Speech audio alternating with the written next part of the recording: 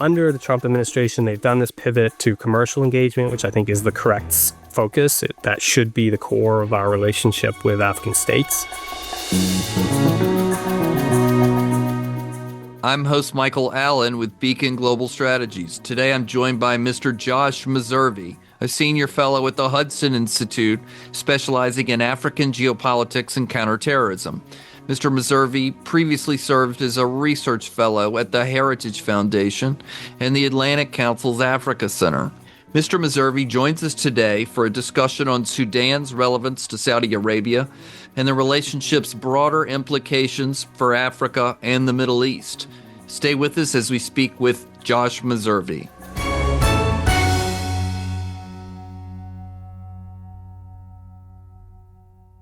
Josh, welcome to NatSec Matters. Thanks for having me on, Michael. Happy to be here. Well, we really need you here. We have been trying to get a little bit smarter on a variety of different issues as they pertain to the Middle East, Sudan in particular, but also just to talk a little bit about counterterrorism as well. But let me tell you what the impetus was of us tracking you down and asking you onto the podcast. When the Crown Prince Mohammed bin Salman visited President Trump recently, I think President Trump really hoped that he could nail down the Crown Prince on normalization with Israel. It's probably the biggest prize that maybe President Trump could achieve during a presidency, and it certainly would be the big deal to the Abraham Accords. So I was sort of surprised when Mohammed bin Salman, when he came to town, started talking to the president about, I could never possibly do this. It's too hot in the Middle East, but also I'm worried about things in Sudan. And he seemed to be talking about refugees. He seemed to be talking about destabilization in general. And I think people like you probably knew the impact and the importance of this issue to the Saudis, but I had not heard it imported into the normalization discussions before. So that's why you're here. We want to understand this issue and make some sort of judgment about whether, honestly, is this a real issue that should delay the Abraham Accords, or is it something that just sounds like a pretext because you don't really want to, Saudi Arabia doesn't really want to do normalization now anyway? So that was a long wind up, Josh, but why don't you start with an overview of the Sudan-Saudi relationship and tell us a little bit about Sudan's ongoing civil war. Yeah, sure. So I'll start with the last element of that first, the sort of status of the civil war. Sudan's been locked in this awful crisis for several years now. The country is effectively divided very roughly between East and West. And you have in the western parts, the Sudanese Armed Forces, which is the Sudanese military. And then in the east, you have the Rapid Support Forces, the RSF, which is led by a man named General Hameti. The RSF is its origins lie with the Janjaweed militias, which were notorious, even in the United States, back in the 90s and early 2000s, as leading the genocide in Darfur under the old Omar al-Bashir Sudanese dictatorship. Now, the RSF was formalized as such, sort of graduated from its Janjaweed status into a formal part of the Sudanese security services during the Bashir reign. Bashir was trying to coup-proof his regime.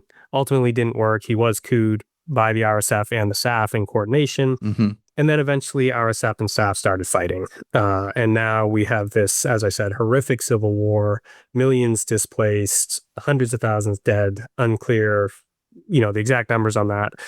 But currently SAF holds Khartoum. They had to retake it after RSF controlled much of it. and then Port Sudan. Those are the two big prizes that SAF holds. Port Sudan is on the Red Sea, of course. Hmm. RSF holds a lot of Darfur. They've now moved into the Kordofans, which are are on the path to Khartoum. Both sides are supported quite heavily by outside powers. This is where Saudi Arabia comes in. Saudi Arabia is very clearly aligned with the SAF. They have a long relationship with Sudan. It's not hard to see why. We can picture a map. Sudan is right across the Red Sea from Saudi Arabia. Sudan has over or well around 500 miles of Red Sea coastline. Um, so obvious reasons for Saudi to be interested in Sudan. The UAE is the primary supporter of the RSF part of this civil war. So Sudan very much plays into this nascent, burgeoning, however you want to categorize it, rivalry between the UAE and Saudi. Yeah, Sudan is a real part of it. Yeah. So in very quick and dirty overview of Sudan civil war there. Well, we're definitely going to get to this fraying relationship between Saudi Arabia and the UAE. It was in the papers again recently about events in Yemen. But let me just sort of ask you point blank. I mean, obviously, this is a horrible civil war and terrible repercussions everywhere. But is it usually mentioned in the context of Middle East peace? And are the Saudis constantly worried about what would they be worried about? Refugees coming over in boats to seek safety in Saudi Arabia. Is this a real threat, a real problem for the kingdom? I think so. Yes, I think is the answer. This is a real problem for the kingdom. It also, though, to your previous question, it doesn't have to impact on its relationship with Israel. That seems to be somewhat of, to me, an artificial link that the Saudis are drawing here. I don't know why the situation in Sudan would prevent the Saudis from normalizing with Israel. Now, there are some esoteric Israel Saudi issues vis-a-vis the Horn of Africa, which would include Sudan. Israel just recognized Somaliland, Hmm. which is an autonomous self-governing enclave of Somalia. It also has a Gulf of Aden coastline, which is important because that leads up into the Red Sea, obviously. Hmm. Whereas Saudi Arabia is very close to the Mogadishu government, the government of Somalia. So tensions there because the UAE and Israel obviously do have a normalized relationship. UAE very active in Somaliland, so there is some Saudi Israel elements in the Horn of Africa issue, but they're a bit ancillary, I would say. So again, I think the answer is twofold. Yes, Sudan absolutely is a problem for Saudi Arabia, but also I don't think it should. I don't see any real reasons for it to affect the Israel Saudi relationship because the Yeah. Somaliland thing is. I don't want to minimize it because it is important, but it's smaller potatoes, let's say, Yeah. compared to other Middle East issues. Well, I was skeptical, having never heard it raised in this context before. By the way, have you ever heard it raised? Sudan in general, raised in the Saudi Middle East peace construct? No, Yeah. no, I haven't. Okay. So Sudan was part of the Abraham Accords back when it was sort of a functioning state. But Yeah. vis-a-vis Saudi, I don't see any strong links there. All right. So let's just stay at the basics here. What is the U.S. policy towards Sudan? Uh, Good question. Well, it is varied over the years of this conflict. So initially, during the Biden administration, the United States with the Saudis was running what was called the Jeddah process. So this was essentially a process that was trying to bring the warring sides together in Jeddah, as the name suggests, to reach some sort of accommodation. That was always a bit of a fool's errand, if you ask me, just because the sine qua non for successful negotiations is that both sides have to actually be invested in them succeeding and be participating in good faith. That was never the case. Neither the SAF nor the RSF were particularly motivated to negotiate. So that was always fruitless. Since President Trump retook office, the U.S. has, I think, took a period of assessment, trying to figure out exactly what is going on. And then more recently, starting last year, toward the end of last year, it started working on what was called the Quad process. So bringing Saudi Arabia, Egypt, and the UAE together with the US to discuss this and try to reach some sort of accommodation among that group of countries. It makes sense. Those three countries I referenced, besides the U.S., are the main outside actors in Sudan. So you do have to reach some sort of agreement among those before you can even begin to address the actual problems on the ground in Sudan itself. I'm always at pains. This is a bit of a hobby horse for me, or a soapbox position, but I do try to remind people, while outside powers are very important to this conflict, I think they've lengthened it, they've intensified it for sure. Fundamentally, this is a Sudanese war, though. Like, Sudan is in civil war because these factions that I've described, the RSF and the SAF, decided to fight. Yeah. That's the bottom line. So even if you get the Quad process going, which is absolutely necessary, it's still not going to solve this issue. So I think that's useful to always bear in mind. Well, what are the fundamental differences among the Sudanese that's keeping this going? In regards to the SAF and the RSF, fundamentally, both are led by men who want to control Sudan. Um, I don't want to be simplistic about it, but that is my bottom line assessment. They just have decided that each of them should be the ruler of this country. Now, there's all sorts of other dynamics at play here. Of course, there's a long history. Sudan is a deeply troubled country. It has been since independence. It's been at war for much of its existence. South Sudan, the world's newest country, was carved off of Sudan after decades of war between northern Sudan and then southern Sudan. So this is a deeply troubled country. The RSF is from the Darfur region, as I mentioned, whereas traditionally the elites of Sudan are from the center, right around the Khartoum, the Nile, these Nile tribes that are Mm-hmm. sort of the elite tribes. The economic and political and even social elites of the country are traditionally from the interior or the center, whereas the RSF is much more of a periphery organization. So there are those dynamics, class dynamics, tribal dynamics, etc. But fundamentally, this is about power. These two men want supreme power in Sudan, and they are fighting for it and appear to be willing to continue fighting for it, no matter how many Sudanese have to die. Well, it sort of sounds like Russia's behavior in Russia-Ukraine. They're not very excited about or motivated to have a sincere conversation either. So I get this question a lot, which is why should America care? And I'm usually talking about Russia, Ukraine, or any number of different places, frankly. So take that question and apply it to Sudan. Yeah. Well, it's the relevant question, right? Where that you have to start from when you're thinking about American foreign policy. So Sudan matters. One, it's a very large African country. I think it's 10th or 12th in population. I don't remember off the top of my head. I was once the largest by land mass, and then I referenced South Sudan being carved off, so it lost its perch in that way. But more particularly for the U.S. Is this Red Sea issue that you and I have already discussed. Sudan, again, has about 500 miles of coastline on the Red Sea. This is a major global shipping choke point. We saw the disruptions. We saw the economic harm that can come when that choke point gets disrupted, in this case by the Houthis, not long ago when they started lobbing missiles and drones into that waterway. And because this waterway is the major artery for Asia-Europe trade, back and forth between the two. This is why Israel is very interested in the Somaliland issue, because they're so dependent on trade up through here. And then, so global trade, very important to the United States. Uh, Also, Sudan has a long history of hosting Islamist, even terrorist organizations.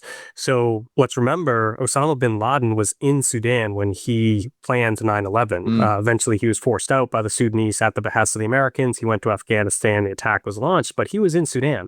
There's a long history here of Islamists, as I say, and even outright terrorists operating in Sudan.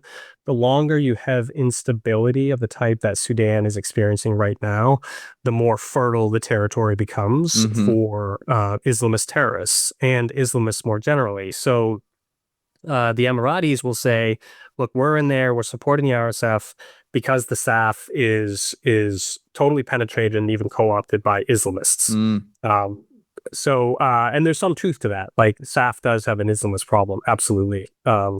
So that's another element here that the U.S. needs to care about is that we don't want Islamists taking over that government again. That Bashir ran Sudan as an Islamist enterprise, and it caused untold problems for the U.S. in that region. Well, The they're Iranians, Islamists, or there's some Islamists there, but they're not harboring ISIS or any external terrorists, are they? not right now, Okay. no.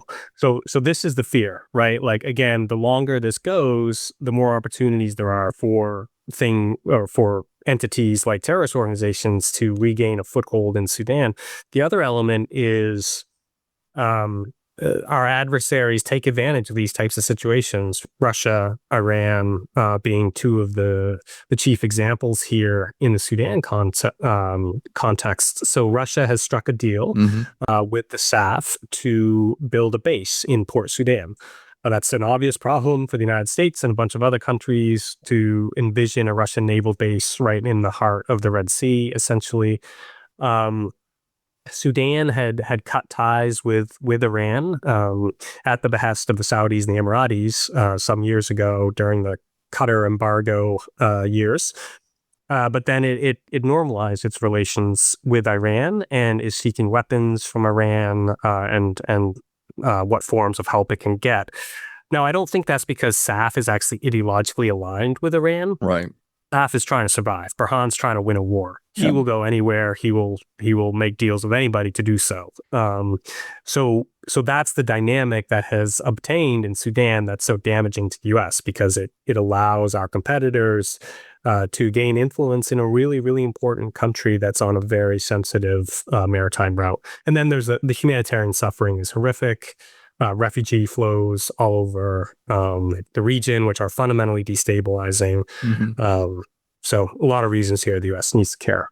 Okay. So also, I mean, talk a little bit about the United States' interest in the Horn of Africa. I think as everyone knows, we have president's presence in Djibouti. We have conducted counterterrorism operations across Somalia for many, many years.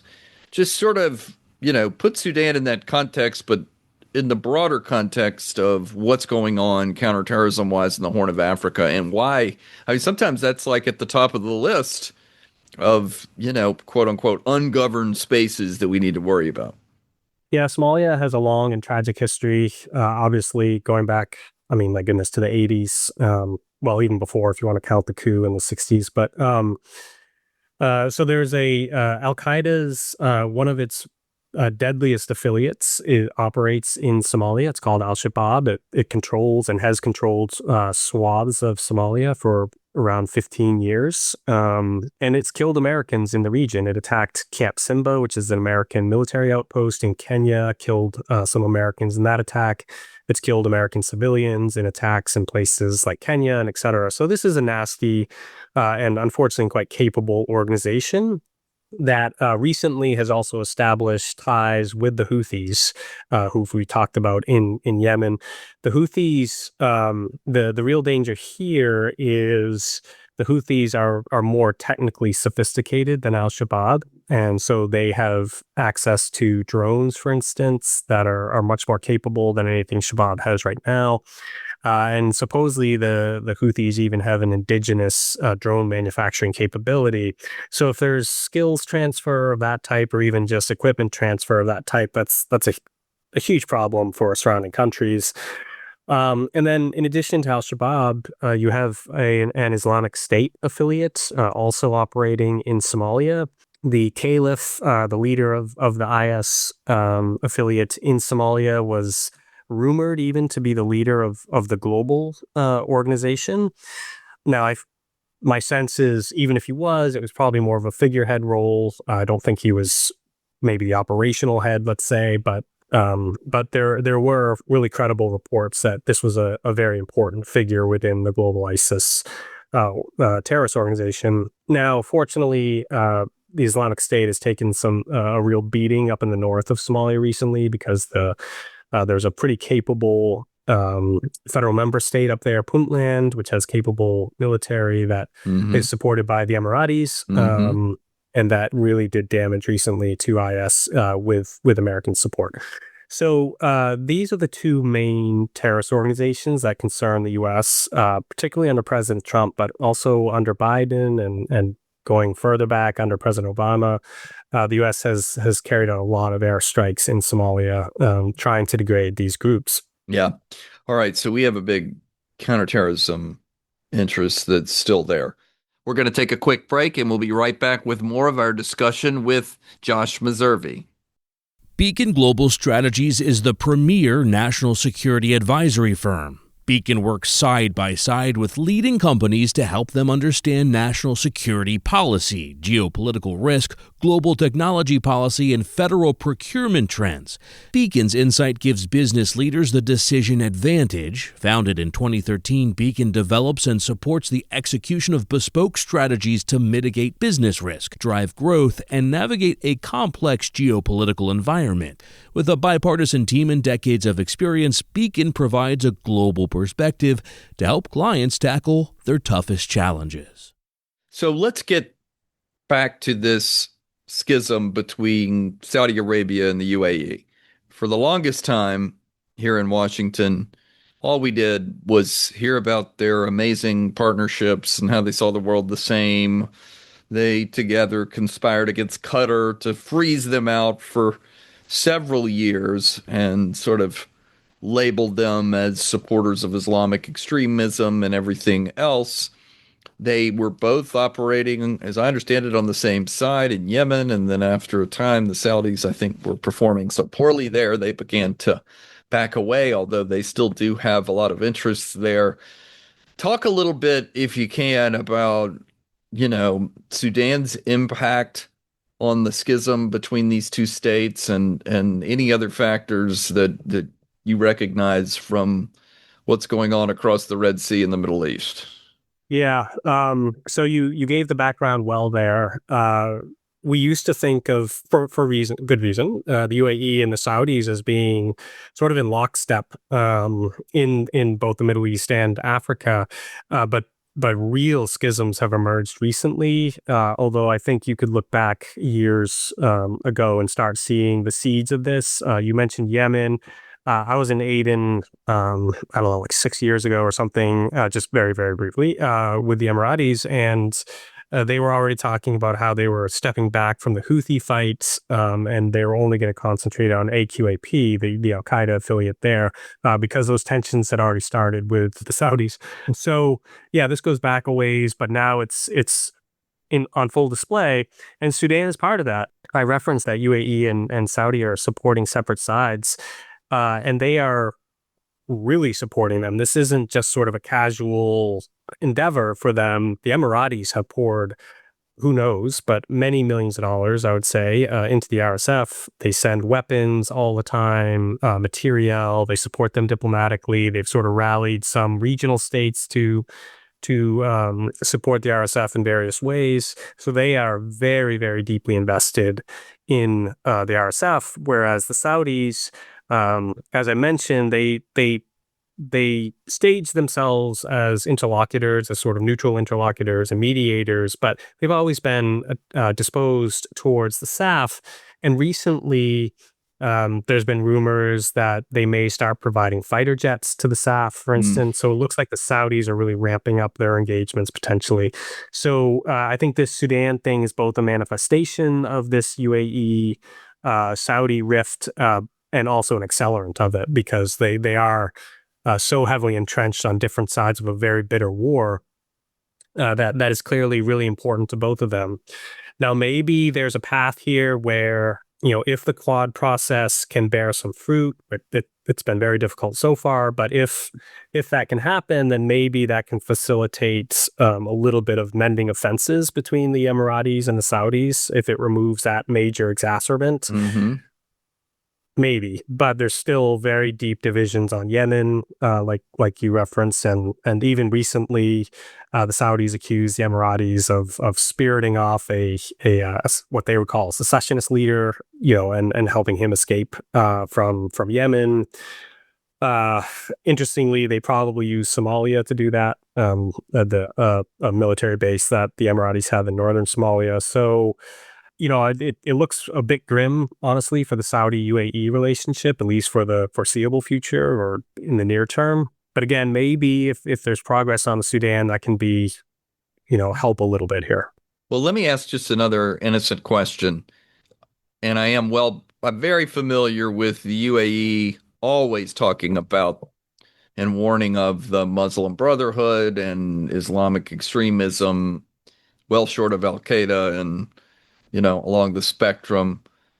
But the Saudis have been in the same boat mostly. I mean, they're not exactly on board with Islamic extremism either. And I understand, and you mentioned the institutional interests that the Saudis have with let's call it the original Sudanese government. But I mean, shouldn't they more or less see the world the same when it comes to Sudan?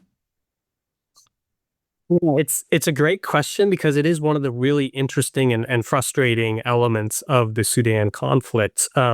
Because to your point, the Saudis have no love for the Muslim Brotherhood. They see it as a threat to their own monarchy, their own form of government. So in that sense, it's even an existential threat. One of the things that cemented sort of the Saudis and the Emiratis together was the Arab Spring, those uprisings that toppled governments all across North Africa and in the Middle East, and brought to power the Brotherhood, the Muslim Brotherhood in Egypt. That was the big one until it was replaced by a coup.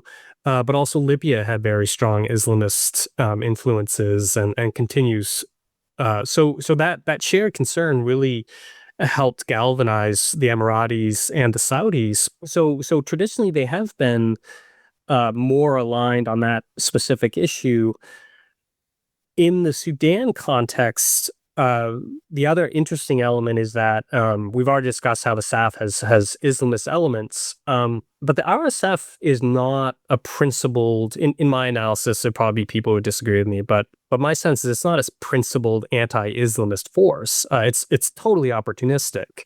The RSF, again, it was formalized under Omar al-Bashir, who was an Islamist president. So it was very happy to work and do the bidding of this Islamist regime in Khartoum.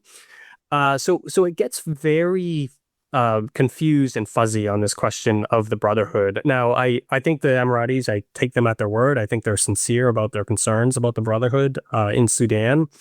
But it seems a little less clear-cut of an anti-Islamist, anti-Brotherhood campaign than you might expect. Again, given that the Saudis are on the other side, they have deep concerns about the Brotherhood. And oh, by the way, also on the other side, also supportive of the SAF, are the Egyptians. And the Egyptians are deeply worried about the Brotherhood. So again, it's a bit confused. And I think, obviously, to me, that suggests that this is about more than just the Brotherhood issue, more than just the Islamist issue. There are other things going on here, which I think is absolutely the case. And probably some of that's just the rivalry. Who's going to be the head of the new Middle East? Yeah, I think that's right. I think clearly MBS and MBZ maybe even have a personal issues. I don't know. I don't like to try to, read the tea leaves on those things because it's so opaque, but you wonder, right? They're both ambitious. They both have grand visions for what they want to achieve, both in their countries, but also regionally. So you could see where they might start to have some friction there. And then I think there's other things at stake in Sudan. Both countries had big agricultural investments in Sudan, for instance. So this is one of the things I think probably most people, when they think about Sudan, sort of picture a semi-arid or even total desert landscape. But the Nile goes right through Sudan. It's immensely fertile, especially around the Nile region. Interestingly, there's a sesame seed trade. I only learned about this a year or so ago, and apparently that's hugely lucrative. And then there's gold that comes out of Sudan, and the UAE is especially in that region the capital for moving gold and unfortunately especially illicit gold.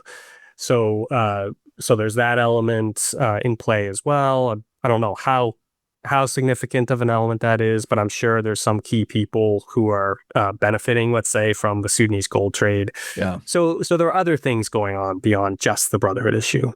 So let's go. We talked a little bit about Yemen, and it seems to me that, well, we know, right? It was MBS at the beginning of his reign, let's call it, where he thought he wanted to make a name for himself in Yemen by, roughing up those who had rebelled against the central government. And UAE was right there with him, but I think the United States was even advocating a pullout or to become less involved in the war over time. Talk a little bit about what's been going on in Yemen and the dispute, the split that occurred over time about UAE and Saudi and what they were going to do. So Saudi has obvious concerns in Yemen.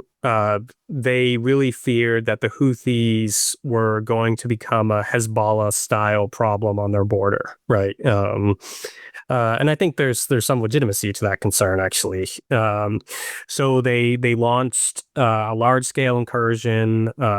It was initially, I think it was very air power dependent, but you can't win a war like that with just air power. Eventually, it started to involve infantry. And here's another Sudan link, interestingly. So a lot of the mercenaries that fought on behalf of especially the UAE, but even some with the Saudis were Sudanese, specifically from the RSF.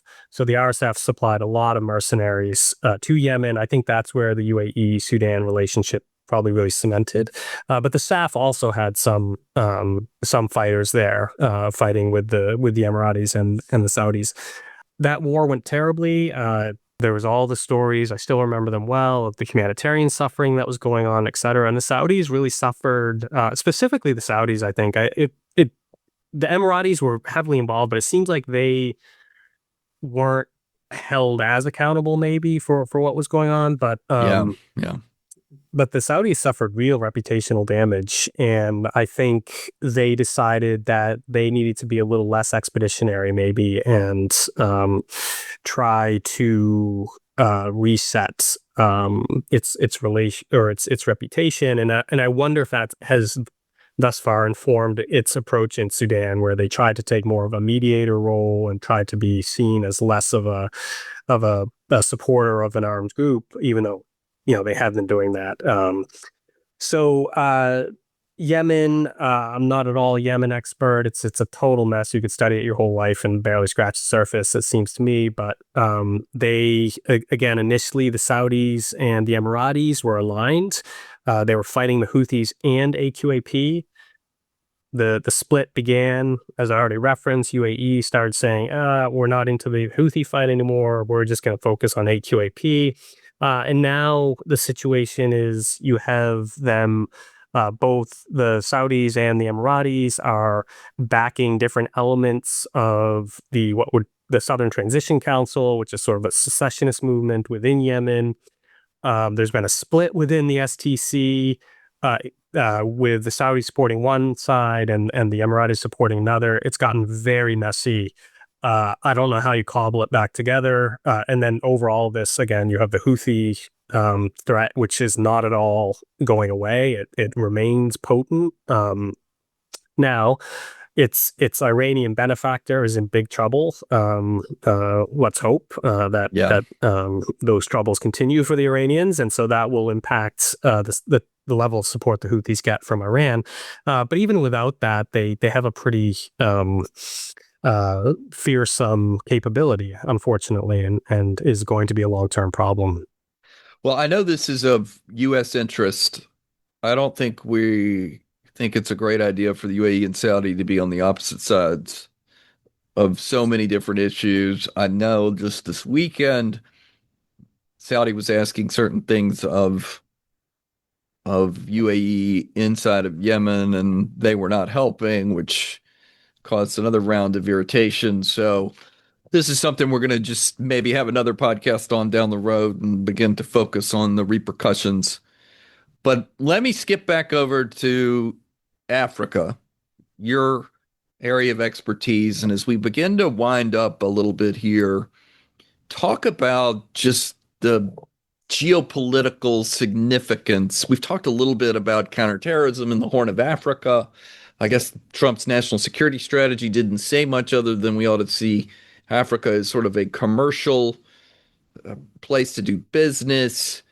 You know, update us. What's the geopolitical significance of Africa? What are we doing, and what should we be doing? What bothers you the most? What do you urge on different administrations in this regard?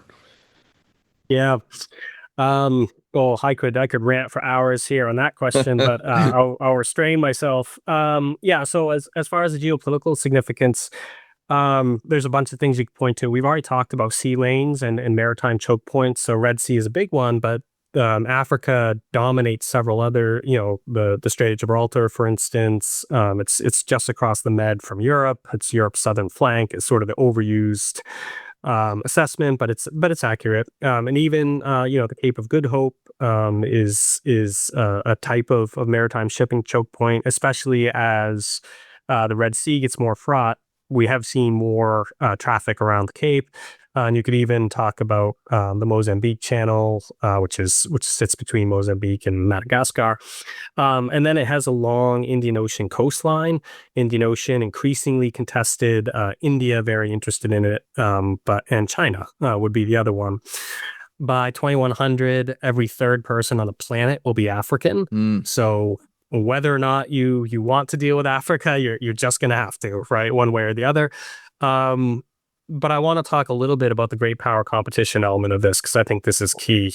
China has truly prioritized Africa for decades. They view it as hugely important to everything they're trying to achieve, including those goals that are expressly antagonistic to the United States. So China believes that developing countries, of which Africa is 54, are natural allies in their quest to reorder the international system, which is a euphemism for reorienting it away from the United States and the West to itself. That's the ultimate sort of foreign policy goal for the CCP, or the Chinese Communist Party. And they really rely on African diplomatic support at places like the United Nations to help them achieve their diplomatic goals at international organizations. And African countries have largely been really happy to do that. Africa is extraordinarily well endowed with critical minerals, including many of those that the United States is heavily import dependent on. These things are called critical for a reason. They're key, and I know you know all this. They're key to our defense tech. They are key to the economies of the present and the future. These things are critical, and Africa has a bunch of them. China moving very aggressively to corner, and with great success, to corner the supply chains for some of these minerals. So basically, as soon as a rock comes out of the ground in Africa for certain minerals like cobalt or rare earths, they enter a Chinese-dominated supply chain. China refines something like 98% of the world's rare earths. Just a massive problem for the United States. Yeah, it's wild when you look at the charts, and I mean, it's almost mind-blowing. So Africa is going to have to be part of the solution for the United States to de-risk its supply chain and to secure its critical mineral supply chain. It's unavoidable that Africa will be part of this. But as I said, Africa is way out in front of the United States here. So, going back to the fall of the Berlin Wall, the end of the Cold War, the U.S. was by far the most influential country on the continent, no question. The Chinese had been all over it during the Cold War, the Cubans, the Soviets. It had been a major front in the Cold War, but USSR crumbles, US is supreme. But really, ever since then, almost immediately, the Chinese started chipping away, and with great success. And now they are by far the largest trading partner with virtually every African country. They are by far the largest lender traditionally to virtually every African country. And they've built infrastructure all over the continent, roads and et cetera, but also really strategic pieces of infrastructure like ports. That very much fit into this dual use principle that China has, this civil military fusion dual use principle. They are actively seeking an Atlantic Ocean base. So they have one in Djibouti. Their first overseas base was put in Djibouti. It's large enough. They built a quay that's large enough to host a Chinese aircraft carrier as well as nuclear submarines. If they can get an Atlantic Ocean base, they could much more effectively hold the U.S. homeland under continuous nuclear threat if they put nuclear submarines in that base. So I could go on and on. I won't. Well, just on that, I mean, aren't we actively fighting that idea? And where is it exactly? And aren't they denying that they've said yes to the Chinese? Yeah. So Equatorial Guinea was one country that got mentioned a lot, and I was told by someone who should know that the intelligence was really good on that. That the Chinese had made an offer. You hear other countries as well will come up in this conversation. Nothing has materialized, thank goodness, thus far, because the U.S. has been, somewhat rarely for the African portfolio, has been pretty vigilant on this issue. Totally. Just because it's such an obvious problem. But it's way behind the eight ball on sort of longer term strategic engagement with the continent. For way too long, the U.S. approach to the continent has been overweighted to development assistance, to democracy promotion, to trying to browbeat countries into protecting human rights. I support all those goals. Sure, absolutely. But I don't see any evidence that we were effective at achieving those goals. And in some contexts, the idea that a Jeffersonian democracy is going to sprout in Somalia, for instance, is, I think, crazy, because it just absolutely ignores the history and the culture and the society of that country. So I believe all people want a say in their government. I think democracy is by far the best political system ever devised to promote human flourishing. But on top of that impulse for self-government is many deep layers of culture and history and society that you can't just wish away. So I think pursuing, democracy promotion in some of these places is just is totally unachievable, and it antagonized African governments as well. So, under the Trump administration, they've done this pivot to commercial engagement, which I think is the correct focus. That should be the core of our relationship with African states. The U.S. has been talking about trade, not aid, for decades. So it's easy to say, really, really hard to implement. But I do think the Trump administration has the right impulse on this, that, trade, investment, that should really be the core of the relationship. Well, this is a theme across many regions, that while we were appropriately distracted by the global war on terrorism, China was stealing a march all over the world, and we're catching up. We're a country that obviously has interests everywhere. Now Trump's added the Western Hemisphere to the normal three, and Africa, I think, is always, unfortunately, playing catch up. But I think you've got the right argument there, which is that we're in a geopolitical competition with China, and this is an important battlefield for U.S. influence and ultimately African prosperity and U.S. prosperity. But Josh, thank you so much. You have just really enlightened us. You, I think, were able to sort of help us look with a little skepticism towards the import of Sudan as a reason why the Saudis can't recognize Israel, but putting everything in the context in which it belongs, I think, does a great service. So thank you so much, and we'll have you back on the Africa issues in the future. Yeah, thank you, Michael. Really appreciate your interest in the topic. It's I don't think it gets enough attention, and so pleased that you're giving it some here. Well, you're compelling on the topic, so thanks so much. That was Josh Meservey. I'm Michael Allen. If you enjoyed listening to NatSec Matters, please leave us a rating and review.